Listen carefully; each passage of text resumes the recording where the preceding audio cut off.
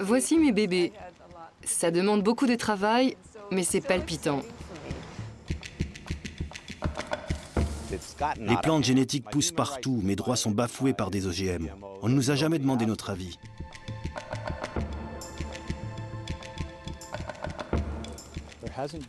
Aucune étude scientifique n'a démontré que des produits transgéniques avaient nui à l'environnement ou rendu malade un être humain. C'est un acte de guerre. Ils empoisonnent mon peuple, mes terres, mon pays.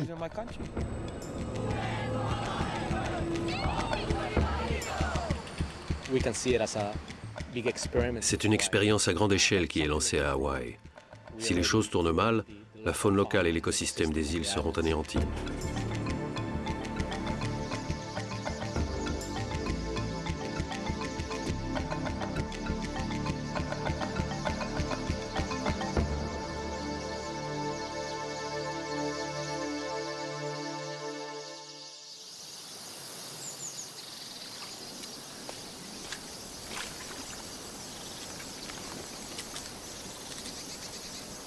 Il y a quelques dizaines d'années, Paul Rippon et d'autres paysans ont relancé la culture du taro à Hawaï.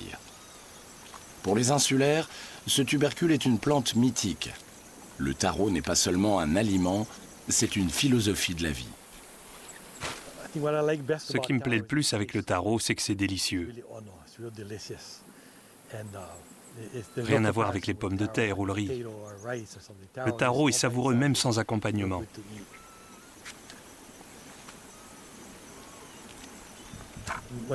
Pour planter du taro, il faut garder des pousses. Tous ceux qui nous aident pour la récolte reçoivent quelques pousses pour en cultiver chez eux. C'est l'usage chez nous. La plupart de ces anciennes variétés de taro hawaïen ont plusieurs centaines d'années. Ce sont toutes des clones d'ancêtres dont certains ont plusieurs millénaires. C'est une plante qu'on cultive depuis très longtemps. L'archipel volcanique a été colonisé il y a 2000 ans par des Polynésiens. Venus par la mer en suivant les étoiles, ils ont débarqué là, avec le taro.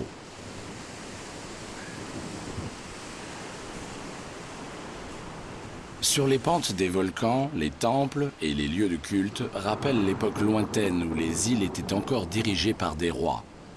Le taro est toujours cultivé sur ces terrasses ancestrales.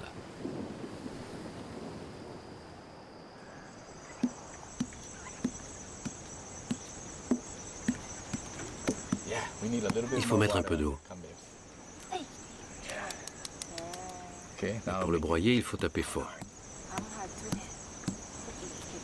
La préparation de la purée de taro, appelée poi pounding, est un rituel collectif.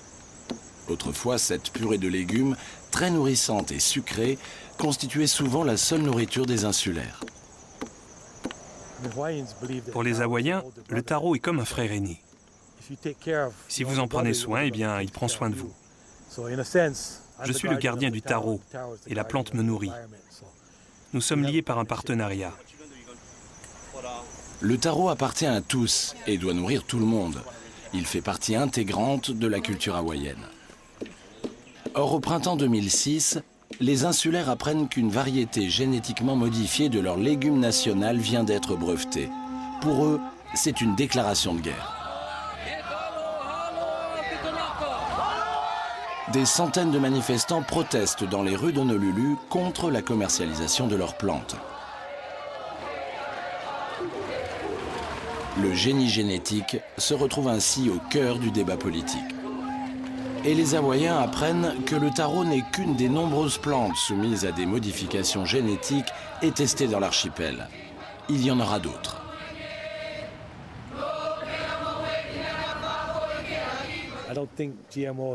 Des plantes modifiées génétiquement ne résoudront aucun de nos problèmes. Aucun paysan n'en veut. Les scientifiques poursuivent leurs recherches au Cadistil où nous en aurions besoin un jour. Mais nous n'en aurons jamais besoin.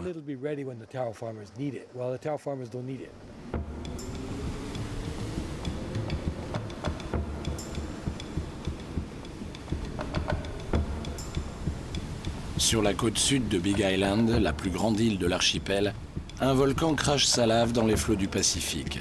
Il est l'un des plus actifs du monde. Année après année, sa lave recrachée agrandit la surface de l'île. Ce phénomène est unique au monde.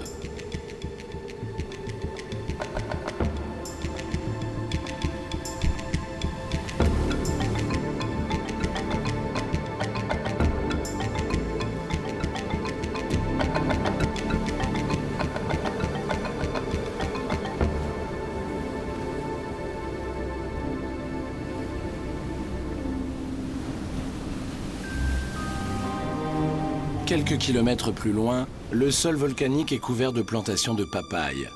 Depuis quelques années, ces fruits comptent parmi les produits les plus exportés de l'archipel.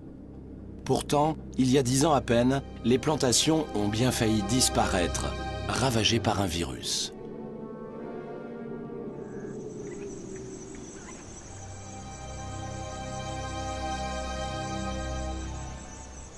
Il n'en fallut pas plus pour aussitôt stimuler la croissance d'une branche d'un autre genre, la branche biotechnologique.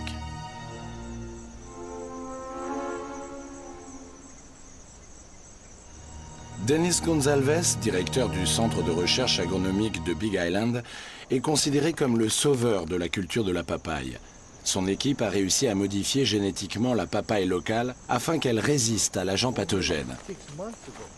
Plus de la moitié des planteurs du sud de l'île cultivent aujourd'hui la papaye Rainbow résistante au virus. Pour avoir mis au point les premiers fruits et arbres génétiquement modifiés au monde, le chercheur et son équipe ont obtenu en 2003 le prix Humboldt pour l'agriculture.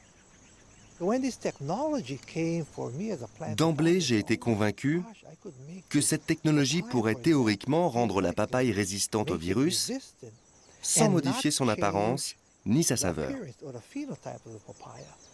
En tant que virologue et pathologiste, cette découverte a été un tel succès que j'ai décidé de poursuivre dans ce domaine.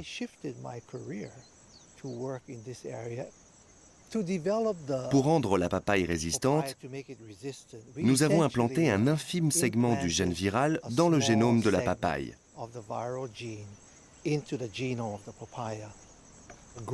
Les planteurs se sont remis à cultiver leurs champs abandonnés.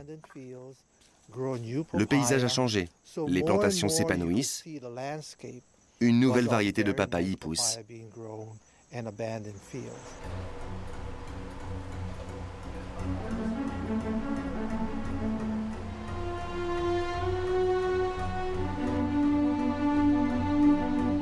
Dans le laboratoire du centre de recherche hawaïen d'Honolulu, l'équipe de Denis Gonçalves développe de nouvelles plantes transgéniques, du café, des ananas, de la canne à sucre et du taro. Le centre est spécialisé en plantes tropicales.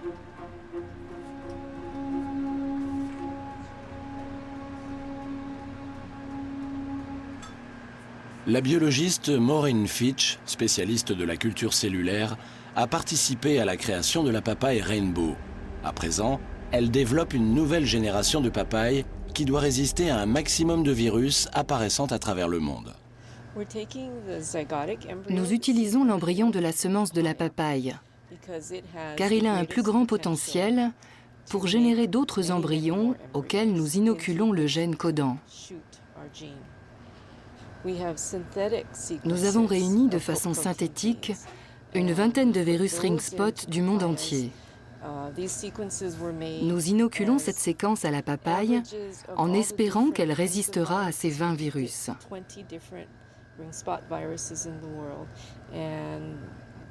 Nous ne savons pas si ça va marcher. Nous devons encore procéder à des tests. En tout cas, c'est palpitant.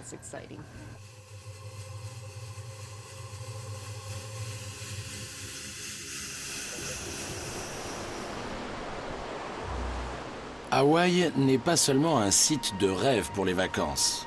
Après le succès spectaculaire de la papaye Rainbow, l'archipel est devenu le plus grand site d'expérimentation de plantes transgéniques du monde.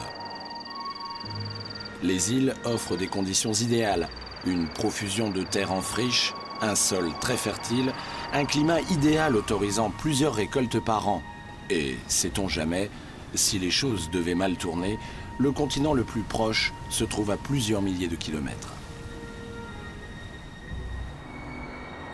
Alors que le centre de recherche hawaïen et l'université d'Hawaï se spécialisent dans l'optimisation de fruits et de légumes tropicaux, les multinationales de la biotechnologie comme Monsanto, DuPont et Syngenta testent de nouvelles variétés des légumes les plus demandés sur le marché mondial.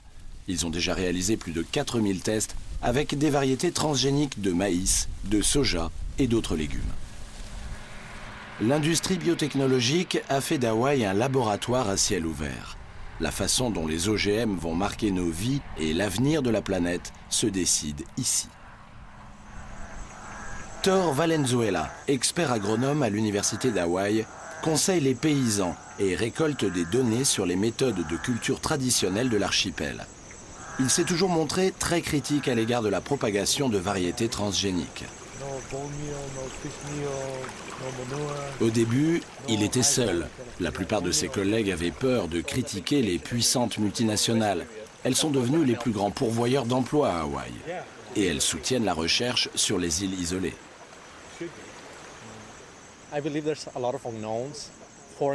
Il y a beaucoup trop de paramètres inconnus. On a introduit des gènes étrangers dans des plantes locales millénaires et nous ne savons pas comment ces gènes vont réagir.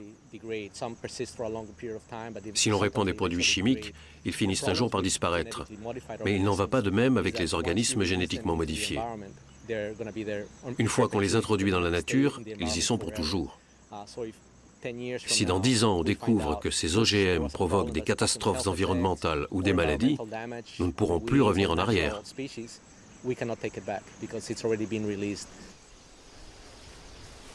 Chuck Burner est lui aussi directement menacé par les prouesses de la génétique. Il cultive ses terres sur la côte est de Maui depuis 40 ans. Il est spécialisé dans les fruits et légumes biologiques. Toutefois, si ses papayes bio se croisaient un jour avec une variété transgénique, sa ferme perdrait irrémédiablement son label bio et ses clients.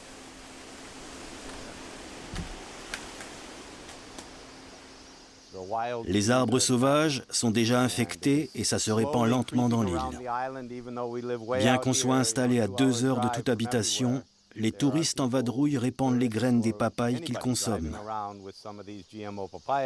Celles-ci donneront des arbres qui infecteront les papayes sauvages, qui à leur tour infecteront mes arbres. Ça va être difficile de cultiver bio dans les années qui viennent. J'ai peur. On viole mes droits les plus fondamentaux. Je ne pourrai plus cultiver ni consommer de papaye bio. D'autres gens sont touchés aussi. Mais ça me concerne au premier chef, car mon existence dépend de la culture de la papaye bio. Chuck Burner cultive 40 fruits différents. Il a opté pour la diversité et non pour la monoculture. Les résultats lui donnent raison. Il réussit à écouler tous les produits de sa culture. Il est aidé par sa mère, originaire d'Allemagne, par son épouse et par son fils. Il vend la plupart de ses fruits sur les marchés locaux et à certains hôtels. Ces plantations ont rarement été touchées par le virus Ring Spot. Les grandes plantations de monoculture sont beaucoup plus vulnérables aux agents pathogènes. On dirait une forêt, mais c'est une forêt d'arbres fruitiers. Il y a des fruits et des noix. Les fruits de tous ces arbres sont comestibles.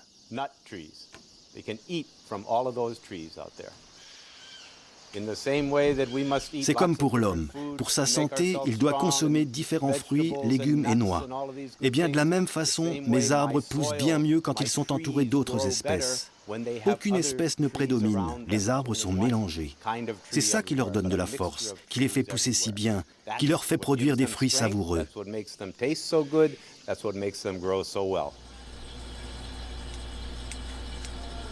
Dans le centre de recherche agronomique d'Honolulu, on prépare le canon à gènes.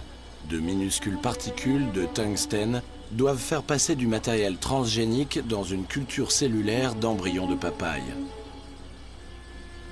Pour Maureen Fitch et ses collègues, intervenir ici, à la base même de la vie, cela relève de la routine. Afin de produire le prototype d'une papaye encore plus résistante au virus, les chercheurs vont bombarder des millions de cellules de papaye dans la chambre vide de l'appareil.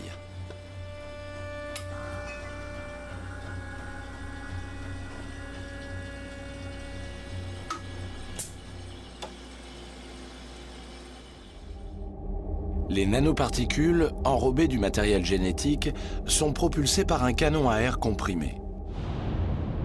La séquence génétique étrangère doit percer la membrane cellulaire et s'insérer dans le chromosome. La construction génique a été au préalable faite sur mesure par les biologistes moléculaires. Le gène du virus est originaire de la membrane du virus ring spot. Les gènes marqueurs servent à repérer les cellules de la papaye ayant adopté la transgénèse.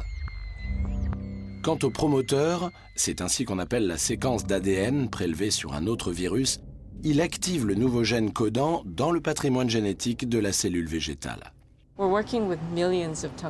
Nous utilisons des millions de billes de tungstène et des millions de cellules. Et nous espérons qu'une de ces billes pénétrera dans le chromosome afin de produire la plante résistante. C'est comme jouer au loto ou chercher une aiguille dans une botte de foin. C'est très difficile à accomplir. Quand ça marche, c'est comme remporter le gros lot à Las Vegas. Après le bombardement, les cellules de papaye sont plongées dans un bouillon de culture.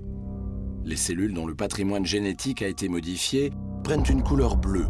Cette réaction est le fait d'un des gènes marqueurs. Les cellules transgéniques sont ensuite utilisées pour obtenir des pousses de papaye. Une fois que la séquence virale est intégrée au génome de chaque cellule, la plante devient résistante aux agents pathogènes. Comment fonctionne le mécanisme de défense de la plante? Il a fallu du temps aux scientifiques pour le comprendre. Chaque cellule porte en elle le gène résistant au virus. Lorsque l'agent pathogène pénètre dans la plante et tente de se multiplier, le gène résistant l'en empêche. En fait, la plante dévore le virus. Elle le tue. Elle lui résiste. Lorin Pang dirige le service de l'hygiène publique sur l'île Maui. Selon lui, les risques que comportent les plantes transgéniques n'ont pas fait l'objet de recherches suffisantes. Lorin Pang est reconnu par la profession.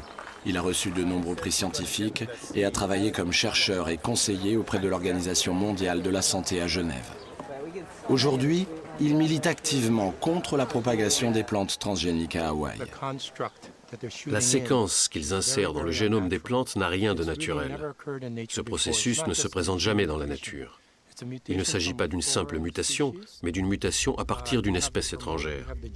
Vous avez le promoteur, le gène codant et les marqueurs. Le promoteur n'a rien de naturel. Il a été sélectionné dans le patrimoine génétique d'un virus. Il est toujours actif et surtout, il peut se transmettre à un tas d'espèces. Si vous consommez ce fruit, le promoteur et le gène codant peuvent très bien pénétrer dans vos cellules et vos chromosomes. Comme le promoteur est toujours actif, il peut activer certains gènes. Il faut savoir que 98% de nos gènes sont silencieux et que certains gènes doivent absolument le rester. Si on les active, ils peuvent provoquer des cancers. Il vaut donc mieux ne pas les activer. Nous espérons que les tests ont été suffisamment rigoureux pour démontrer que cette technologie est sans danger. Les bébés qui pourraient présenter des défauts imputables à une surconsommation par leurs parents des produits en question ne sont pas encore nés. Cette technique est trop récente pour ça. Il n'empêche que dans l'état de nos connaissances actuelles, ces matériels ne présentent aucun risque. Monsieur Travik, un scientifique norvégien, a été engagé pour tester ces aliments. Il a servi à des rats ces fruits porteurs de la construction génique et du promoteur actif. En l'espace de 2 heures, la construction génique avait pénétré dans les cellules de l'estomac des rats et le promoteur était actif. Le promoteur produisait des gènes marqueurs et 6 heures plus tard, ils avaient atteint les ganglions lymphatiques et se retrouvaient dans le sang des rats. Il a également fait le test en culture avec des intestins humains et il a démontré que ces gènes pouvaient pénétrer dans les cellules de l'homme et être actifs. Toute nouvelle technologie comporte des risques, disent les spécialistes. Mais la structure de base de la vie n'a jamais subi de transformation aussi fondamentale, sans qu'on en connaisse pour autant les conséquences à long terme sur l'organisme.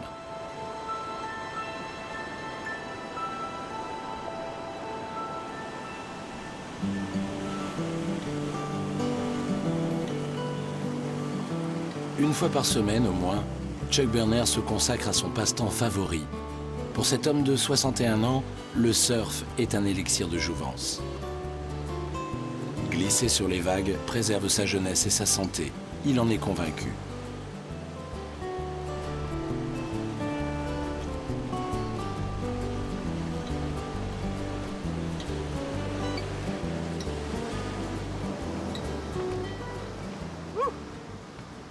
Il n'y a pas mieux. Le surf, c'est ma vie.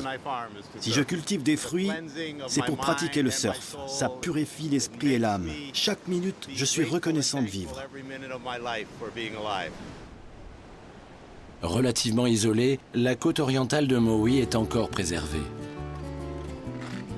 En compagnie d'autres cultivateurs et de citoyens inquiets, Chuck a proclamé une zone interdite aux plantes transgéniques afin de limiter la contamination de l'île.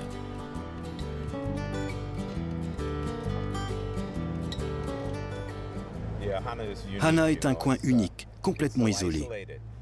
Cette région profite de pluies abondantes et d'un ensoleillement idéal. L'air, l'eau et la pluie ne sont pas pollués. C'est un endroit idéal pour cultiver des fruits et des légumes. On peut tout faire pousser ici. J'ai l'impression que ma famille vit le rêve de nombreux êtres humains. On pourrait presque se sentir mal d'être aussi heureux. Mais nous préférons être heureux et profiter de la chance que nous avons.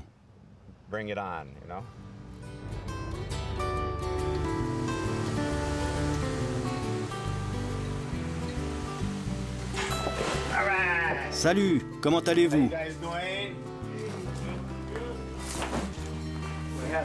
J'ai eu de très belles vagues. Chuck emploie jusqu'à une dizaine de saisonniers. Il a rapidement compris que la demande de produits bio allait augmenter.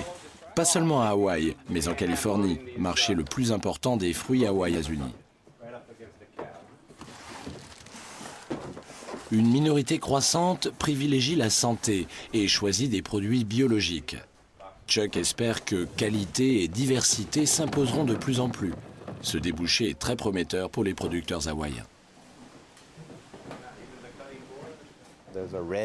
Il y a la banane rouge, la banane bleue, aussi appelée banane crème glacée. Il y a la banane chinoise, la banane des Philippines. La variété locale s'appelle banane pomme. J'aime cette diversité. Les bananes poussent bien ici. Autant cultiver toutes les variétés du monde et ne pas se limiter à une seule.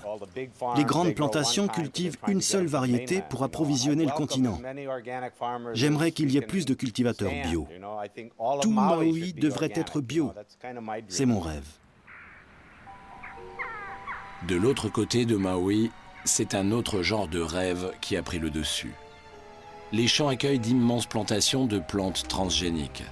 L'air de rien, la société Monsanto produit ici des semences pour le monde entier, dont quelques 400 espèces de maïs adaptées aux différentes zones climatiques de la planète. Le pollen de chaque variété est recueilli dans des sachets en papier. Il sera répandu sur les fleurs d'une variété lointaine afin de produire une plante hybride plus résistante. Chaque variété convient à une région spécifique et toutes ne produisent qu'une seule récolte. Pour la suivante, le paysan doit racheter des semences à Monsanto. Paul Keller est le directeur de Monsanto Hawaï et le porte-parole des producteurs de semences de l'archipel. Il est très prudent avec les médias, car il sait que son entreprise est très critiquée. Monsanto détient la plupart des brevets sur les plantes transgéniques. Cette hégémonie lui vaut de faire souvent les gros titres des journaux. Ici à Hawaï, nous pouvons produire 3, voire 4 générations par an. Aux États-Unis et en Europe, nous n'obtenons qu'une seule récolte. Ici, nous raccourcissons la production du maïs par 4, ce qui nous permet d'approvisionner plus rapidement le marché mondial.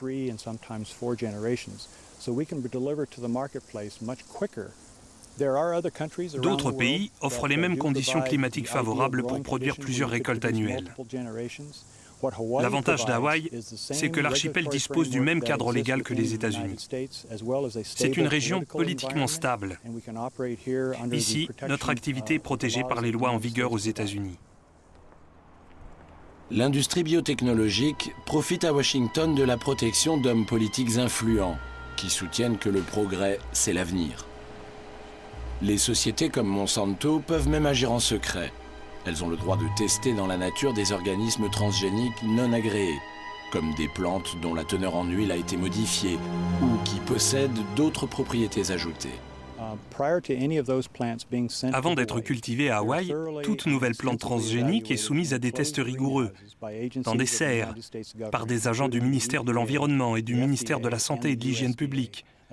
Cela pour s'assurer qu'elle ne comporte aucun risque pour la flore et la faune d'Hawaï. Il est clair que les opinions divergent dans le milieu scientifique. Mais lorsqu'on analyse toutes les données disponibles, il apparaît que les variétés qui ont été agréées et qui sont cultivées à Hawaï offrent toutes les garanties et qu'il n'y a pas lieu de céder aux inquiétudes de certains. Lorsque le ministère de la Santé analyse les tests réalisés par ces sociétés, il réalise qu'aucun OGM n'a jamais été testé sur l'être humain. L'Organisation mondiale de la santé a décrété en 2004 les tests sont insuffisants pour affirmer que ces produits modifiés sont nuisibles ou pas. Les données disponibles ne suffisent pas. C'est l'inconnu le plus total. Malgré l'absence de tests de longue durée, les produits alimentaires génétiquement modifiés envahissent les supermarchés américains. Le puissant lobby de la biotechnologie a réussi à obtenir pour les ingrédients transgéniques l'appellation bioéquivalent. Aux États-Unis, ils ont donc la même qualité que les aliments produits naturellement.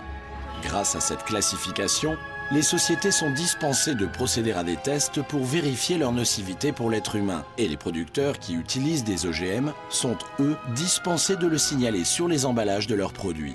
Si jamais des effets nocifs devaient apparaître, il serait impossible de retrouver les OGM responsables. La National Academy of Science, une institution scientifiquement plus sérieuse que la Food and Drug Administration, vient de publier un document qui expose toutes les façons de modifier une plante.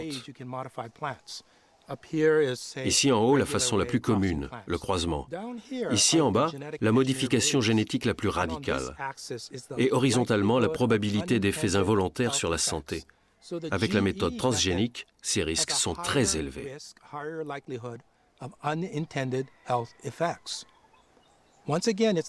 Ce n'est pas fondé sur des données disponibles, puisqu'elles n'existent pas, mais sur des expériences faites sur des animaux et sur l'analyse des produits eux-mêmes. Le magazine prévient que les OGM comportent des risques. Et donc, l'argument de bioéquivalence ne tient pas.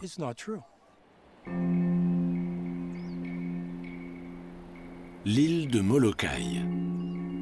Éloignée des circuits touristiques et offrant peu d'intérêt pour l'agriculture, elle a longtemps été l'une des îles les plus préservées de l'archipel. Entre-temps, Monsanto a investi l'île voisine de Maui pour y exploiter des champs de production de semences et des parcelles d'expérimentation pour les nouvelles plantes transgéniques. Walter Wright défend les intérêts des insulaires. Avec l'aide d'un groupe de militants, il organise des mouvements de protestation contre l'accaparement de l'île par des sociétés comme Monsanto et contre les activités de l'industrie biotechnologique à Hawaï. Par le passé, certaines sociétés ont même mené des expériences avec des plantes transgéniques dont certaines substances étaient utilisées par l'industrie pharmaceutique, comme des hormones pour le traitement de différentes maladies. La culture de ces plantes hautement actives a provoqué une vive émotion. Nous ignorons ce qu'ils trament. Nous ignorons si leur objectif est de produire des substances pharmaceutiques, s'ils inoculent des insecticides ou des bactéries dans les plantes. Il nous est impossible de le découvrir. Ils ne révèlent rien et aucune loi ne nous permet d'exiger des éclaircissements. C'est le grand mystère et nous avons peur.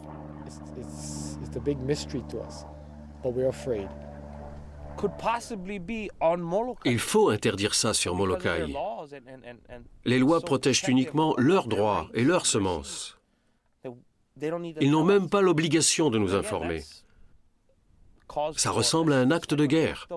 Ils empoisonnent mon peuple, mes terres, mon pays. Nous coopérons avec les agents des ministères concernés. Ils supervisent tous nos travaux. Pour ce qui est du public, nous l'informons de façon très générale sur les travaux que nous menons ici et sur les mesures de sécurité que nous mettons en place. En revanche, la localisation exacte des plantations reste confidentielle, afin notamment de garantir leur protection.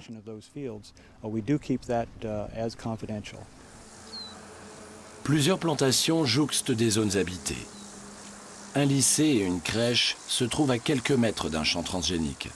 Ces plantes, non agréées, peuvent très bien s'introduire dans la chaîne alimentaire, et nul ne sait quelles en seront les conséquences. Ils n'ont pas à faire ça à côté de nos parents et de nos enfants. Ces gens sont irresponsables. Toutes ces plantes sont testées ici. Hors des tests, ça doit se faire en laboratoire. Ils n'ont pas le droit de nous utiliser comme cobayes. Toutefois, ce n'est pas la culture de semences transgéniques qui a fait la une des journaux. En avril 2006, lorsque les Hawaïens apprennent que le taro, leur plante sacrée, a été génétiquement modifiée et, comme telle, brevetée, la résistance de quelques militants se transforme en soulèvement général.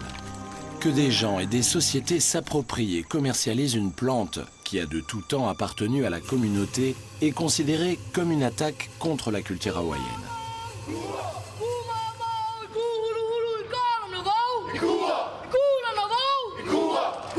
Ces bruyantes manifestations dans les rues d'Honolulu et sur le campus de l'université surprennent tout le monde.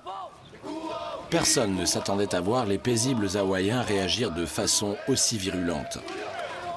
Et pour protester contre la complicité de l'université qui a fait breveter les résultats de ses recherches, les manifestants mettent des chaînes aux portes de plusieurs facultés.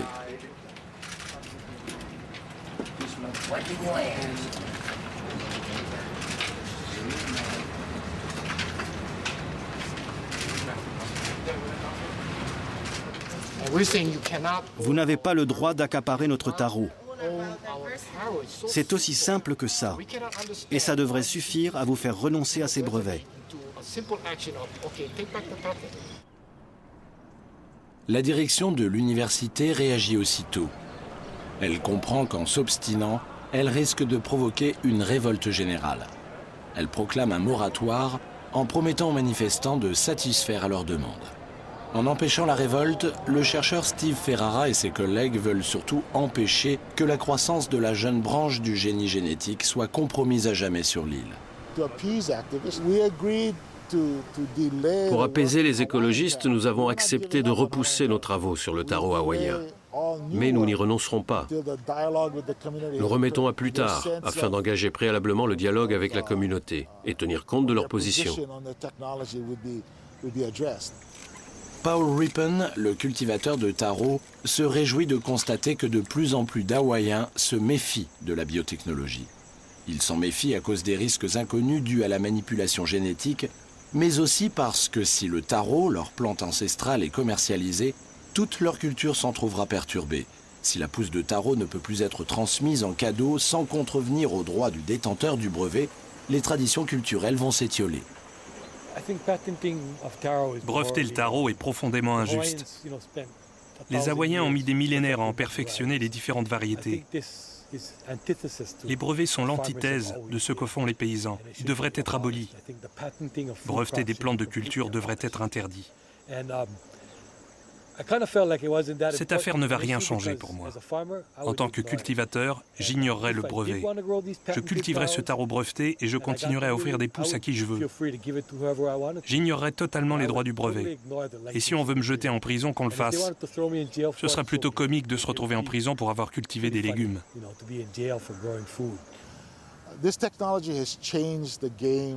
Cette technologie a modifié les règles du jeu, pour ainsi dire. Cette technologie coûte très cher à mettre en œuvre. Il est logique que les chercheurs et les gens qui financent ces travaux cherchent à récupérer une partie de leur investissement. Le brevet est un moyen de le faire. Certains scientifiques font preuve d'une grande créativité. Ils ressemblent à des artistes penchés sur leur œuvre et ils veulent être reconnus. Parfois, la récompense peut être financière. C'est une insulte à notre culture de nous dire qu'il faut désormais payer des royalties sur ce légume qui nous nourrit. Nous ne pourrons plus le transmettre, ce ne sera plus possible. Il va falloir qu'on paye. Commercialiser le taro, c'est tout simplement de la folie. Habitants de Molokai, êtes-vous prêts pour les Jeux Makahiki?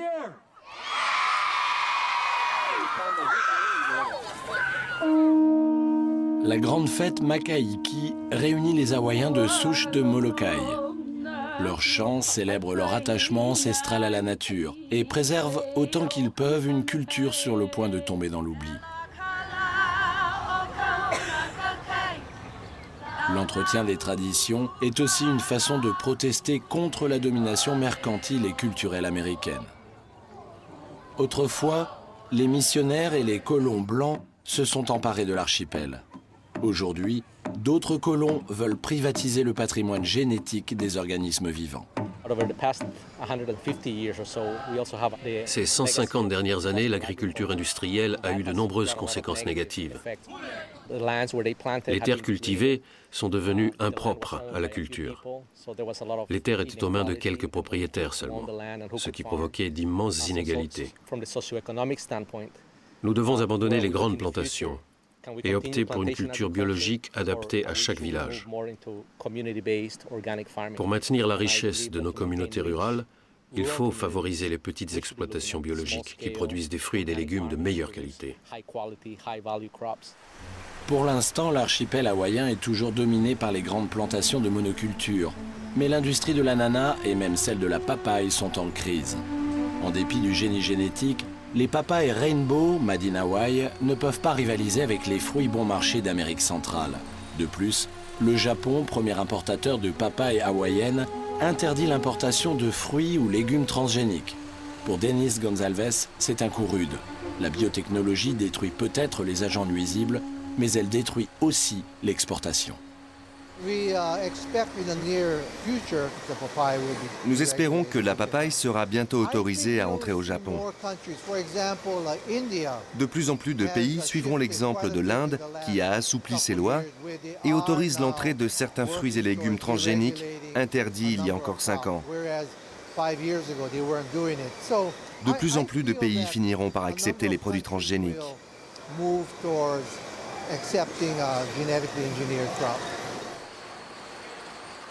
Pour relancer l'exportation, les Hawaïens cultivent à nouveau des espèces naturelles de papaye.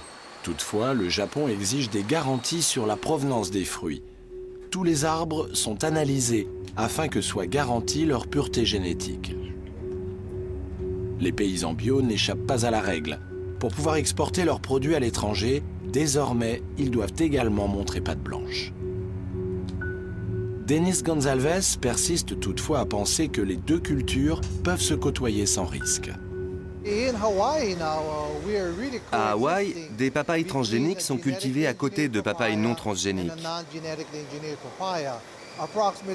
60% des papayes de Puna sont transgéniques et 40% ne le sont pas. Certains cultivent d'ailleurs les deux variétés. Je pense que les producteurs bio testent leurs arbres pour vérifier s'ils sont transgéniques. La cohabitation est donc possible. Ce n'est pas possible. C'est carrément impossible. La seule façon de coexister, c'est sur des îles différentes. Je suis du genre à dire « pas sur mon île ». Comme ça pourrait fonctionner. Pourquoi suis-je obligé de tester mes arbres? Tout ça parce qu'ils ont commis des erreurs et que tous les arbres non transgéniques ont été infectés. Pourquoi je devrais en faire les frais? C'est à eux de le faire, car ce sont leurs arbres, leurs semences et leurs pollens qui vont contaminer mes arbres. Leur argument, c'est qu'ils ne sont pas maîtres du vent. Si mes arbres sont infectés, c'est presque ma faute. Et je suis donc contraint de les faire tester. C'est pas correct, ça. Les producteurs de café de Big Island ont tiré les leçons de cette mésaventure et ont pris les devants. L'association des producteurs de café de la région de Kona a empêché l'université de Hawaï de procéder à des tests en plein air avec des variétés de café transgéniques afin d'éviter toute contamination. Chuck Berner soutient cette initiative. Une grande partie du café étant exportée en Europe, une contamination transgénique ferait perdre ce marché capital.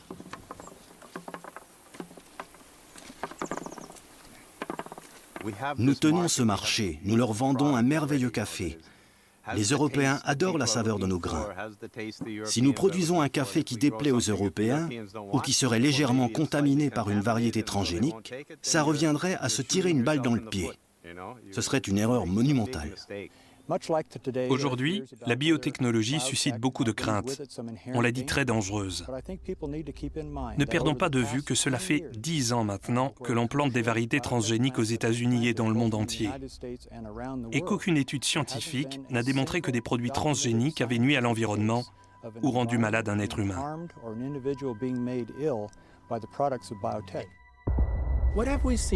Que remarquons-nous depuis 8 ans? Rien du tout. C'est faux.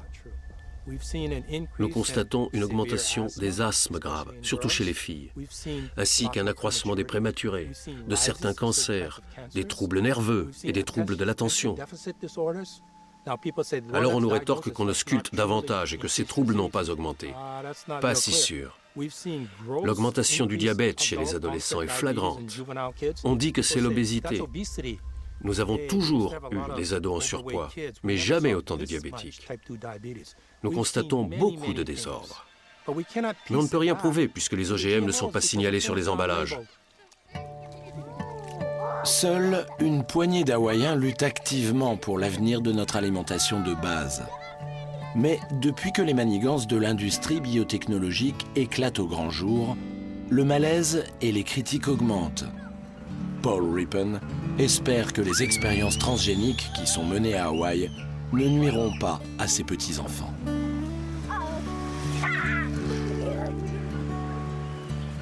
De plus en plus de chercheurs sont au service des multinationales, dont le seul objectif est de faire un maximum d'argent. Tous les fruits et légumes sont sacrés. Le taro est sacré pour les Hawaïens. Si les Hawaïens obtiennent gain de cause en mettant en avant la défense de leurs valeurs culturelles, ils serviront d'exemple à d'autres pays. Peut-être stopperont-ils ainsi l'avancée des OGM, de l'hybridation et de la recherche génétique contrôlée par les multinationales.